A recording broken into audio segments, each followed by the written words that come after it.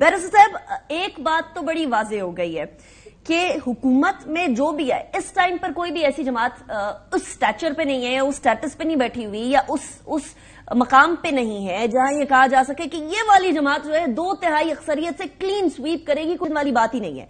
इस टाइम पर simple majority के लाले पड़े हुए हैं लोगों को, जमातों को। ऐसी सूरत हाल में अगर पाकिस्तान पीपल्स पार्टी PMLN के साथ तो आप कह रहे हैं कि नहीं, इससे पहले बहुत सारे PTI के रहनुमाओं ने कह दिया, पाकिस्तान पीपल्स पार्टी के साथ इल्हाक का या मिलकर बैठने का कितने इम्कानात हैं? क्या कोई पॉसिबिलिटी निकल सकती है या आप प्रेफर करेंगे कि ऑपोजिशन में बैठे, चाहे PMLN के साथ बैठना पड़े या पीपल्स पार्टी के साथ बैठना पड़े? पहली बात तो यह है कि मेरी जाती राय में, मेरी जाती असेसमेंट में जो आने वाला इलेक्शन है फरवरी में, इसमें मैं ये समझता हूं कि ये कोई हतमी इलेक्शन नहीं होगा। इसमें कोई भी ऐसा नतीजा नहीं आने वाला जिससे मुल्क में सियासी इस्तेकाम का इम्कान पैदा होता हो।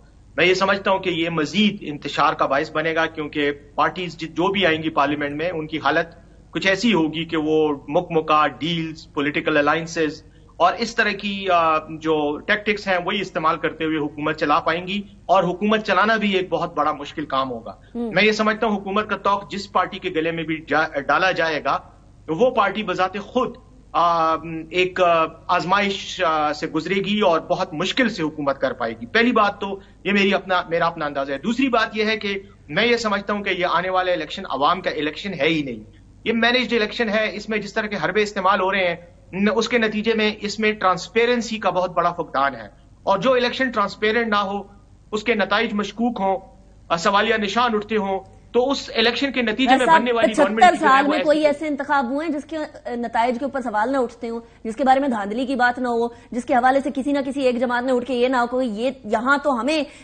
दीवार से लगाया जा रहा था। सारे इंतखाबात ऐसे हुए हैं। सारे इंतखाबात के अंदर एक और इंतखाब है। आप आए थे, जमात आपकी इख्तिदार में आई थी, आप लोगों ने भी कुछ तब्दील नहीं किया।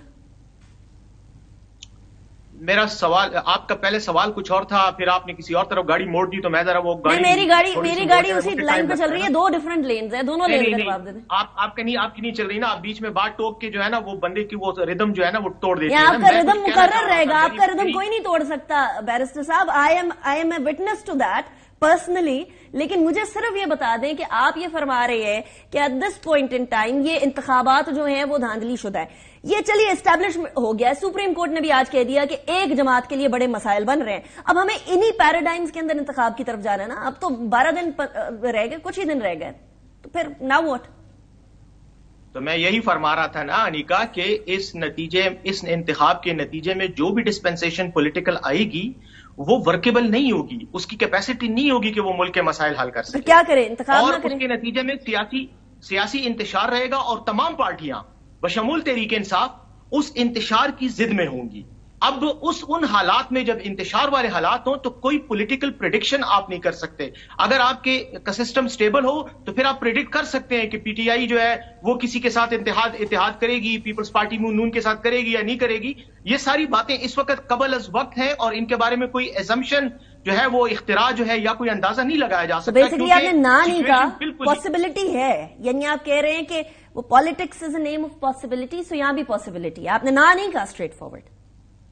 नहीं, मैं तो मेरा पैराडाइम ही डिफरेंट है ना, जो मैं बात कर रहा हूं टोटली डिफरेंट पैराडाइम में कर रहा हूं। लेकिन अगर आपकी बात का 2 टोक जवाब दूं तो वो एक ही है, और वो जो मुस्तफा नवाज ने भी बात की है, मैं भी यही बात करूंगा कि जो काम मुल्क के मफाद में होगा उसके लिए हम किसी के साथ भी किसी को भी हम सपोर्ट करेंगे, और अगर मुल्क के मफाद में नहीं होगा तो हम उसमें किसी को सपोर्ट नहीं करेंगे। बस चलिए इतना जवाब। मतलब आप ऑपोजिशन बेंचेस की तरफ बैठेंगे, ठीक हो गया।